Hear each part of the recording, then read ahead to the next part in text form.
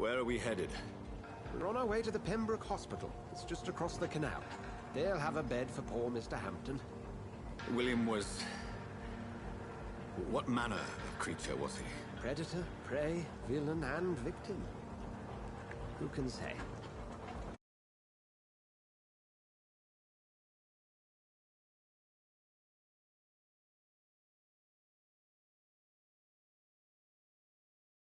She... What woman? Oh, don't play me for a fool. You used me to locate that skull. You must know who she is. I thought you a gentleman. You shouldn't talk about a lady behind her back, but I will tell you she values her privacy. Were London as peaceful as she appears from the middle of the canal? If only that were the reality of the situation. To be honest, I've always tried to avoid this part of town. Pembroke Hospital is the last bastion between the rest of London and the epidemic. The flu has decimated the East End and the war still rages. Welcome to the front lines of a plague. This is where you work, Dr. Swansea? I am the administrator of Pembroke Hospital. I thought you were here in service of your mysterious order, the Brotherhood of... Of St. Paul's Stole, yes. But first and foremost, I'm a man of science. A physician, like yourself, Dr. Reed. How do you know who I am? No need for modesty. You are Dr. Jonathan Reed, a surgeon of some caliber and renown, if I'm not mistaken. You are correct, sir. I knew it. I had my suspicions. But when you took the blood sample from the corpse of poor William, I was certain. Dr. Reed. Marvelous. Have we met? I attended 3 of your seminars before the war. I have the utmost admiration for your research. And what a turn of fate. England's most esteemed blood specialist returns to London a vampire. That word, again, from a so-called man of science. I understand. Traditionally, the role of science is to refute myth, but when myth walks among us, the Brotherhood of St. Paul has dedicated its purpose to their study. There's so much for you to learn. And for that, you are right. Well, then let me be blunt. Join my staff at Pembroke Hospital. As a physician. I suspect you'll not find a better post of employment to contemplate your predicament. This is sudden. I was returning home to see my sickly mother. But alas, that was before contracting this... affliction. Dr. Reed, take a moment to consider. The post would be for the night shift, providing a good explanation for your absence during daylight hours.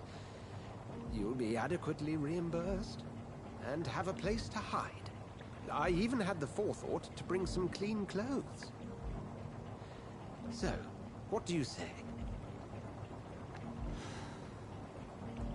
It seems I have little choice, but yours is a generous offer, so I thank you. Brilliant! Oh, Jonathan, this is one for the book, and the beginning of a beautiful friendship.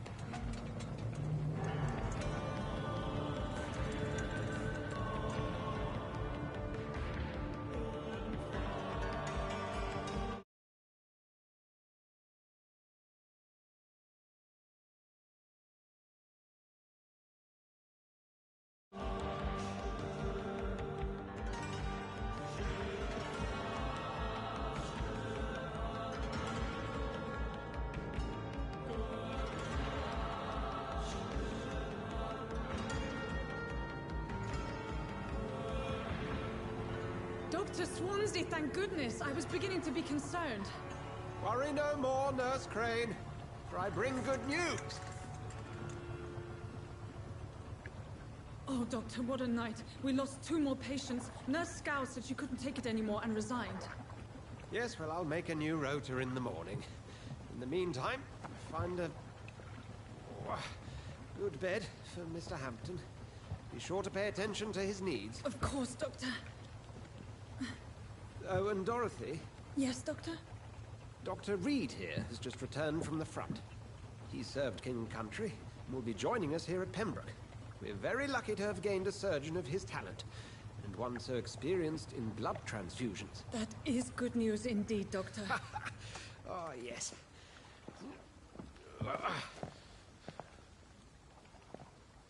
Here at Pembroke, it's not what we have, but what we haven't. It's only thanks to Nurse Crane and the staff that our ship doesn't sink. If you have any questions, just ask her. Duly noted. Thank you. Your assistance is required, Dr. Swansea, immediately. Welcome aboard, Jonathan. We'll catch up after my rounds. Coming, Nurse Crane. I'm coming.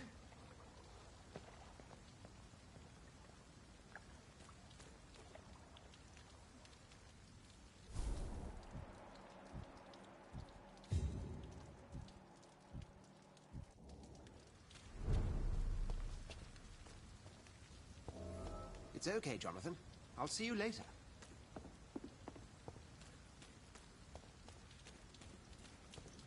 Come on, you bastard! You can do better than that! Nah! It's my turn!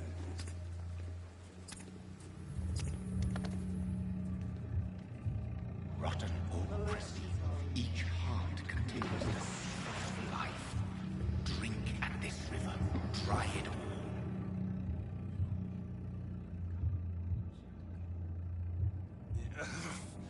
Oh, come on, you bastard! I won't bite. Sir, please. You've lost too much blood. Calm yourself. You think I didn't notice? Stop your staring and get me to an hospital, you arse!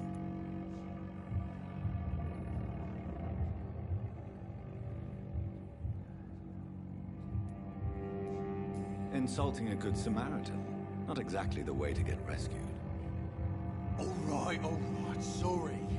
I am in pain here. My guts are spilling out onto the street and you're yabbering on. Yes. That's a very nasty wound you've got there. Take my word, I am a doctor. Dr. Jonathan Reed. Name's Clay Cox. I'd appreciate you helping me to a better place, Doc. Follow me, Mr. Cox. Let me assist you to that better place.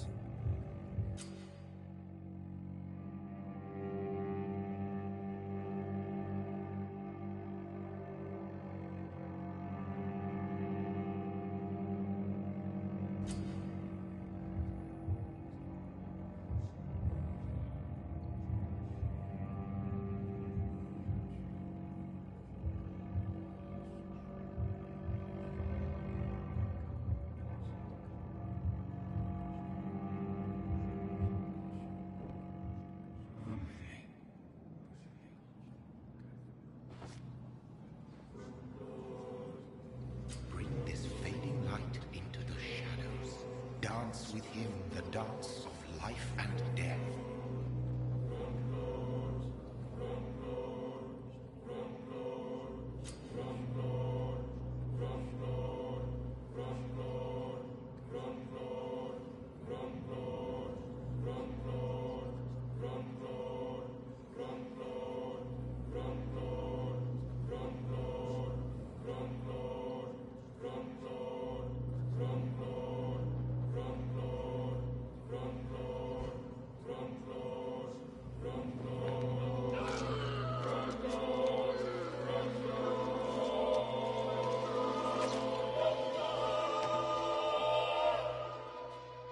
In the back, you bastard!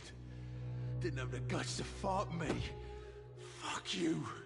I'll kill you. I'll kill you.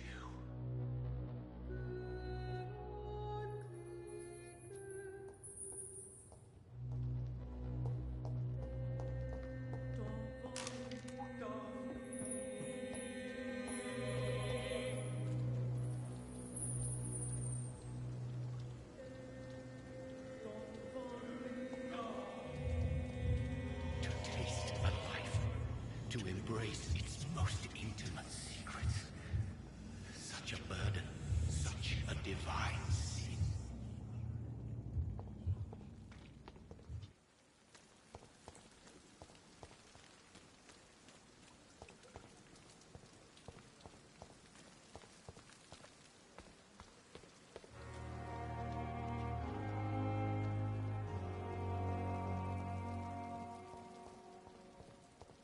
It's locked, all right.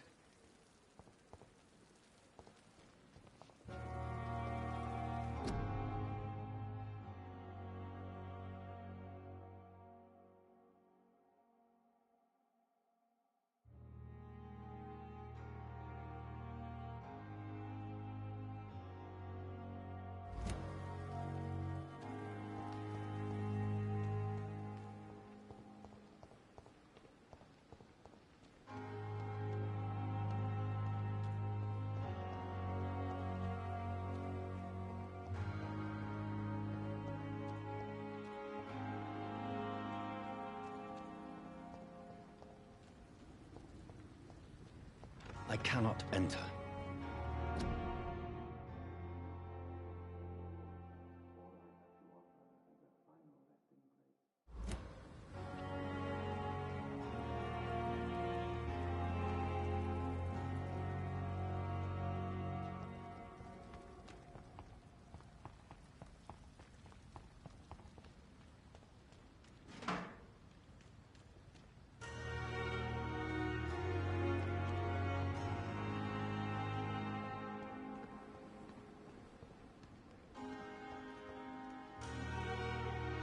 Good evening.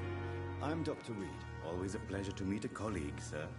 Especially when he was supposedly dead. A colleague? Are you a doctor too? Not anymore, sir. I used to be Dr. Rakesh Chadana. Now, I'm just Mr. Chadana, pawnbroker and humble guardian of this morgue. What do you mean, you used to be a doctor? Was your license revoked? No, sir. It is just that I like to be precise.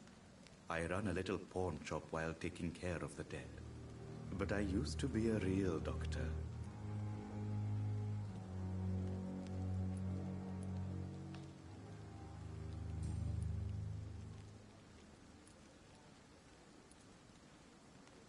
Do you work here alone? Yes, very easy work, sir. All I have to do is watch a few bodies. The situation was very different when the main morgue was still open.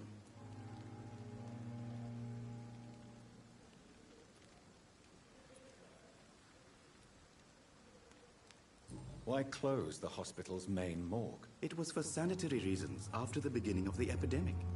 Cadavers had to be moved to the nearest mass grave. Why do you have to watch these bodies? Because these poor fellows have no names. We keep them in case someone comes looking for the missing. Sadly, very rarely happens. Are you afraid or uneasy being surrounded by so many corpses? Why should I?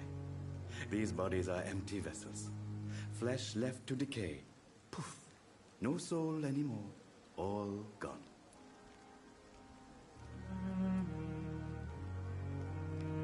An interesting point of view. And quite an exotic one, too. Most people fear, or at least have a respect, for dead flesh. Sir, as a medic during the war, I learned to face my death and the death of others. It's the pain we have to tame, not death itself.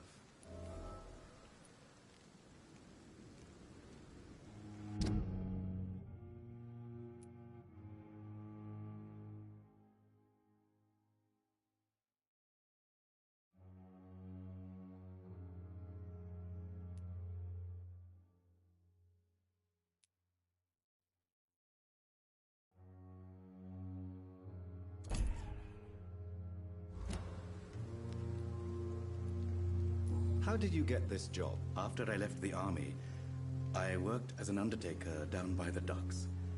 A dangerous place with many an unpleasant business there. Milton Hooks helped me get a job here.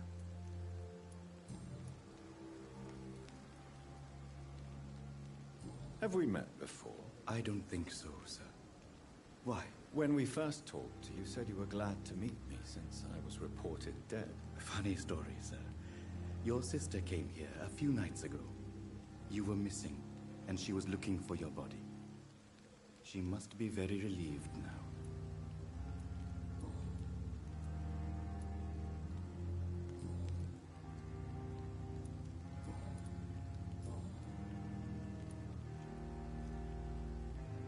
A pawnbroker?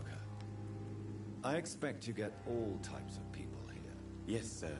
All kind of people. For I sell all kind of goods. Who comes here to trade with you? It's very unhygienic, even unsafe. Diseases can spread. For the customers, for the hospital. I'm very cautious, sir. I've been a doctor, remember? And all my clients are good people. In fact, I think I only know good people. What kind of goods? With the quarantine, it's not always easy to buy things. So I trade, I exchange. Some people sell, some others buy. I like to help.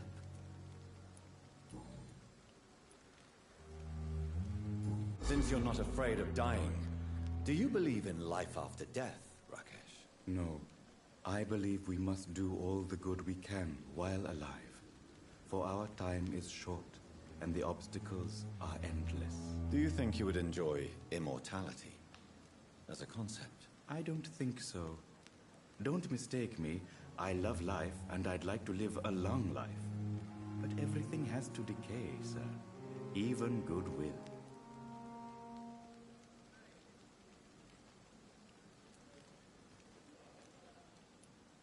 So you're ready to die?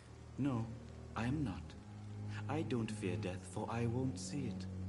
What troubles me is the pain my death will inflict to those I know. You're a wise man, Mr. Chidana. No, Dr. Reed. I am a foolish man. But I like to think otherwise. Do you really believe goodwill cannot last? As I said, sir, everything decays. If I was to never die, goodness, I would be bored or worse. And I like to be helpful, sir. Quite depressing, wouldn't you say? Yes, but the good news is, we'll all die before losing our humanity, sir.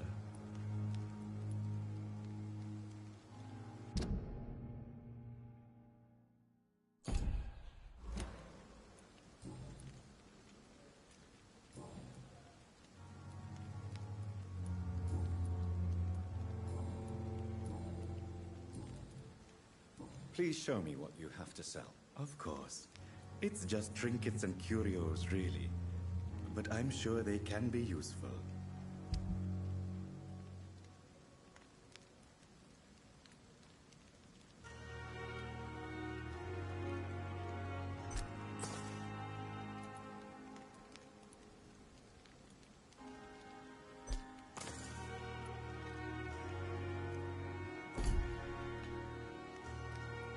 Good evening, Dr. Reed.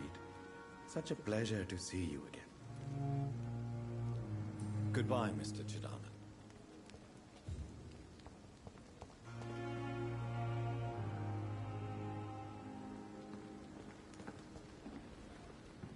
It's locked.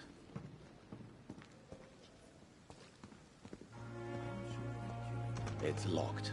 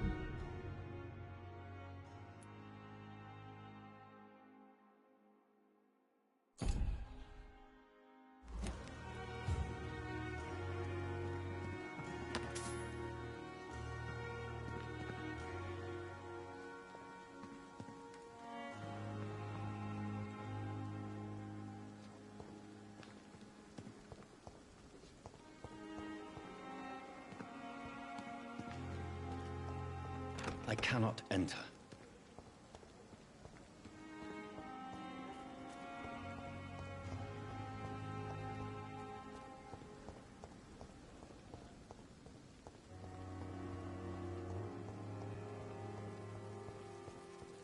It's locked.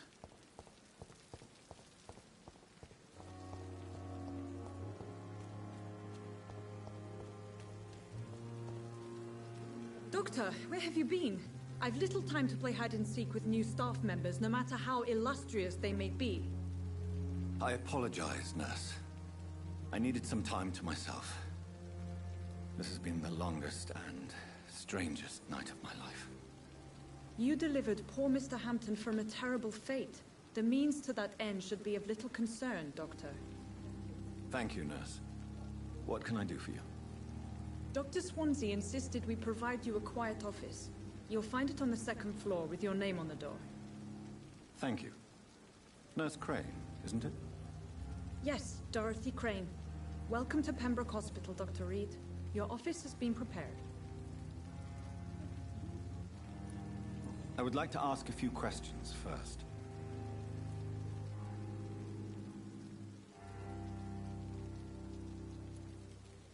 What kind of man is Dr. Swansea? Well, you accepted the job from him. I thought you would have known about your employer.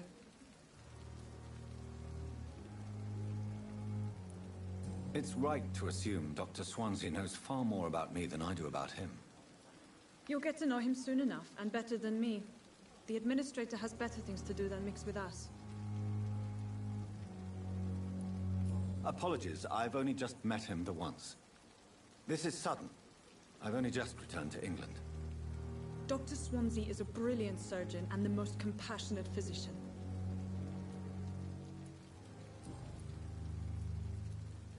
And Mr. Hampton, the patient we brought in, how does he fare? I gave him a sedative to help him sleep. Poor thing was in quite a state of shock. If you could point me in the direction of my room again, nurse. Second floor of the hospital, left after the stairs. It's the last vacant office at the end of the corridor. Thank you, Nurse Crane.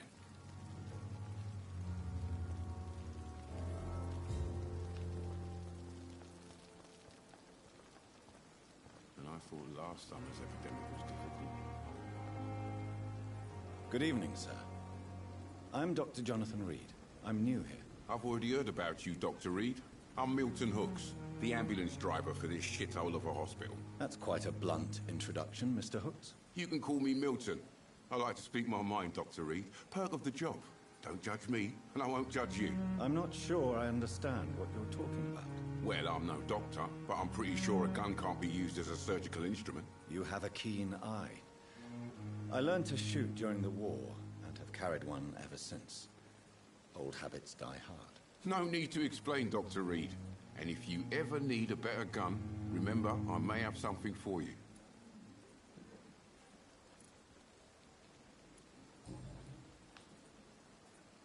How is the situation around here? You want to hear the situation is all right? It's fucking awful. We lack everything, and it's getting worse every day. So what do you do exactly in this hospital? Apart from smuggling guns, I mean. I've been an ambulance driver since... too long, I guess. I bring sick people here night and day. It's a dirty job, but I get it done. Most of the time. Since you're on the front line, how is the sanitary situation in this vicinity? It's a complete disaster. It's even getting dangerous to enter some streets or buildings. Even the locals attack you.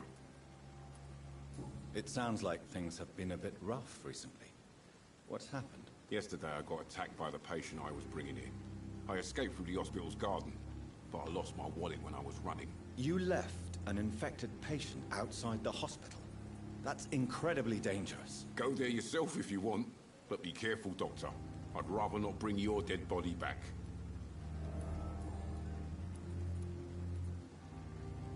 Are you really smuggling weapons through the hospital? And why not? I've already been attacked by patients, you know. And by gang members willing to steal my money. But you're not defending yourself. You're selling guns to civilians. You keep people alive your own way, Doctor. I offer them another way to protect their health.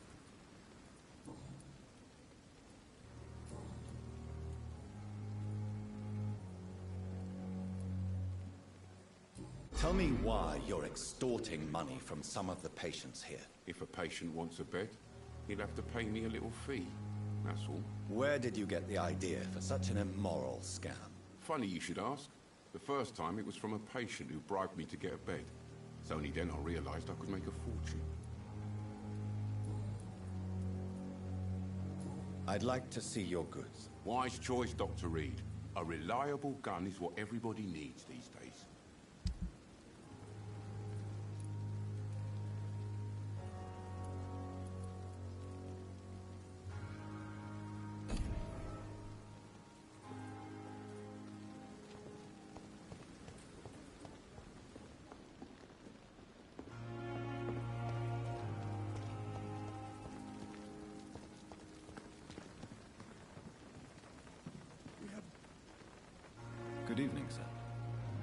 So it is true. The famous Dr. Reed has joined us. I can't think of any better news during these terrible times. Do we know each other? Actually, yes. We met once before, at the Rockefeller University in New York. Dr. Tippett, yes, I remember. I was assisting Professor Carell in his research about coronary bypasses. He had nothing but praise for you. He was also very confident about your future. And look at you now. Eminent surgeon and blood transfusion specialist. What is the Pembroke Hospital situation? And please, speak freely. This hospital is not exactly the best of London. I'm sure you are used to working in a better environment. It's more than enough. In any case, the personnel of a hospital are much more important to me than the building. Don't be misled by appearances, Dr. Reed. This hospital does not lack talented people. It just lacks hope. What can you tell me about the staff in the hospital? Some are really good, and others are not so good. But during this troubled period, there is no time for slander. I prefer to focus on the positive character traits. Tell me more about cherished people, then. Nurse Brannigan is a pearl. She is the most helpful and dedicated nurse I've ever worked with. A clever and cheerful woman. You really seem to admire her skills.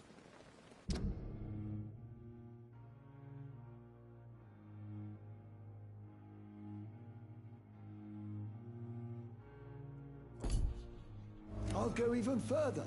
If she was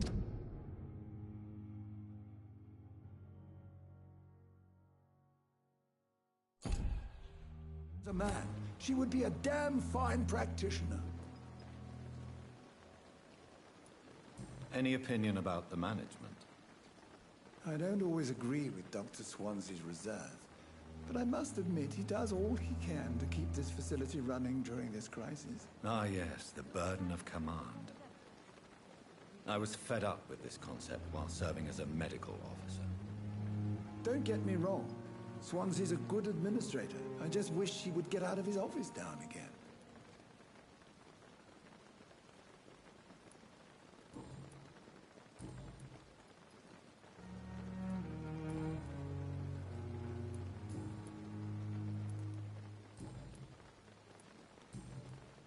Goodbye, Dr. Tippett.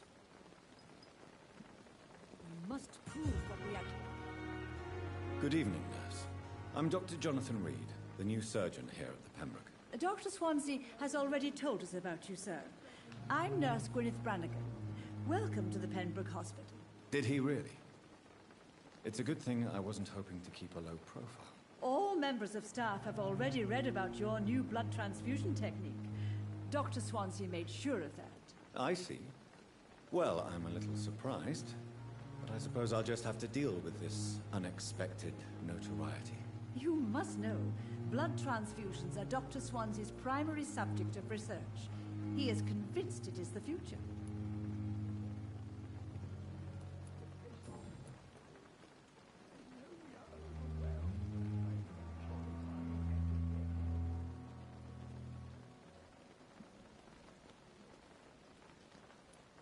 How are things here? Not good, to say the least. We're struggling against an invisible enemy, more lethal than any bullet from a gun. It's hard, Doctor.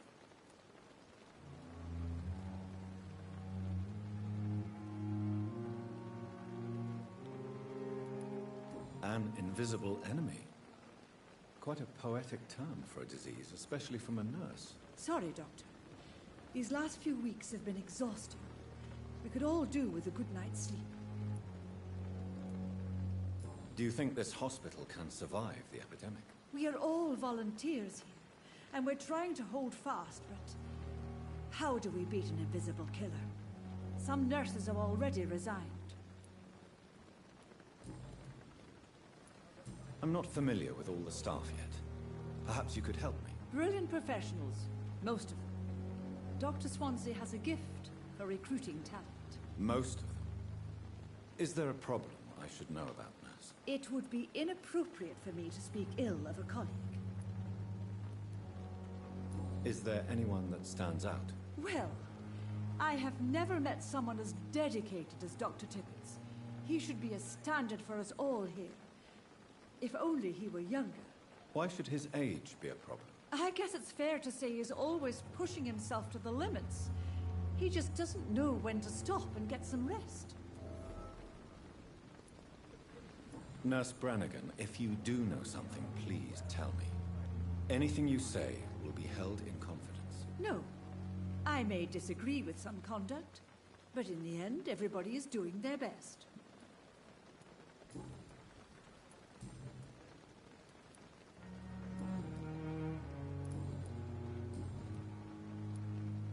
Why does Dr. Tippett claim you're the main reason he keeps working, despite his fatigue? If it wasn't for him, I probably would have left the Pembroke years ago. Dr. Tippett does not think of you as just a nurse anymore, does he? If you're suggesting he's not taking my gender into consideration when it comes to medical practice and knowledge, I really hope he doesn't.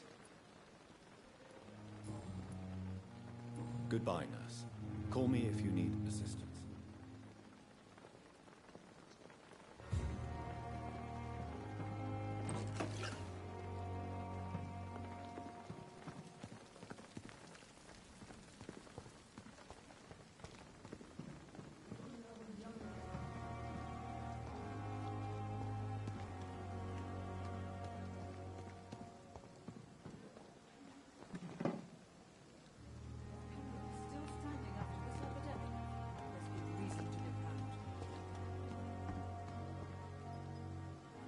Good evening, Milton. Good evening, Doctor. Still trying to save lives?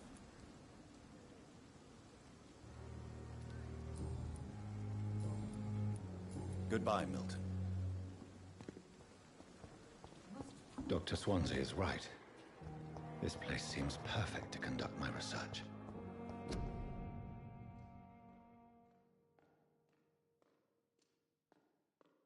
Fear and disgust on every street corner.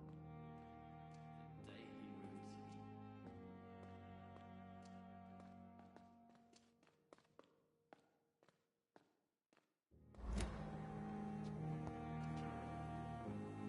Good evening, miss.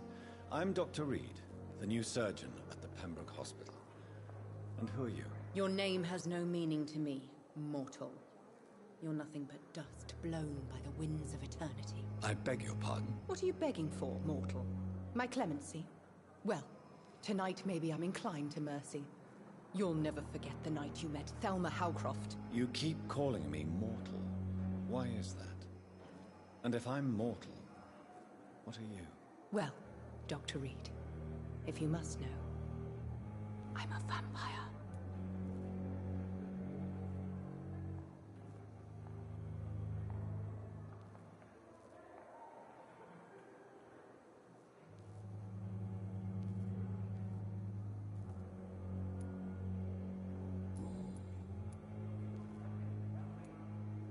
I'm assuming you must be a patient here. Am I right, Miss Howcroft? It's only a cover. To hide from my enemies. I can leave whenever I want. As a woman, a spirit, fog, or bat.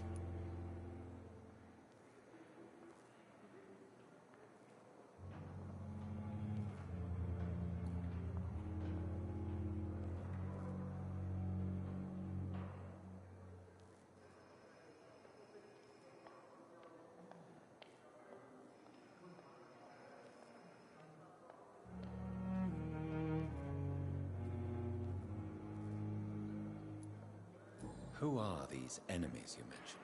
Can you describe them? I cannot say for sure. But I sense their eyes on me from nearby. I feel them watching me every time I visit the garden near the morgue.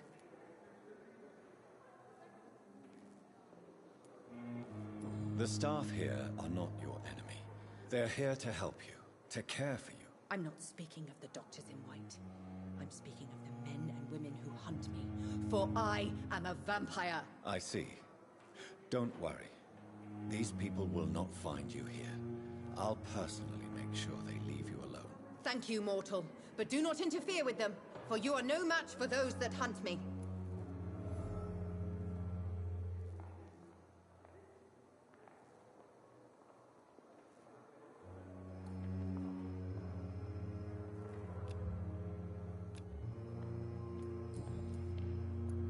And why do you believe you're a vampire? I don't need to believe anything. It is what I am. It is what I feel within this hollow shell of flesh. Please, describe to me how you feel. What is it like to be a vampire? I can hear my body crumble from the inside as my flesh cracks and fades. I sense the last pulse of postulant blood within my drying veins. I need new blood. I see.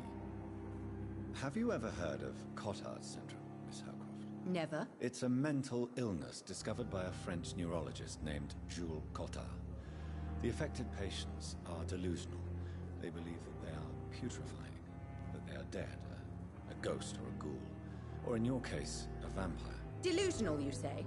Oh, sad and petty.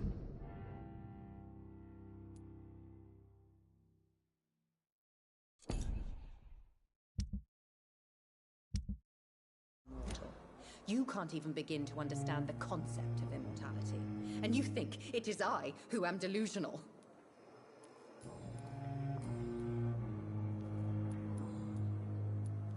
Who are you really, Miss Howcroft? I mean, apart from being a vampire. Is that not enough for you, puny mortal? What do you require?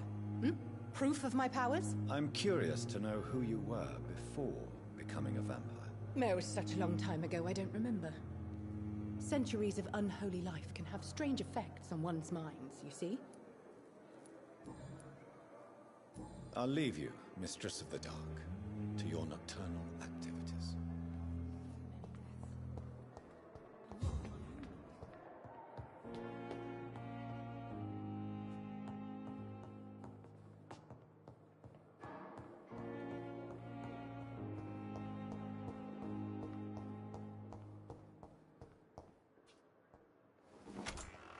This must be the place. It's definitely away from prying eyes. Relegated to the shadows. A kingdom of my own.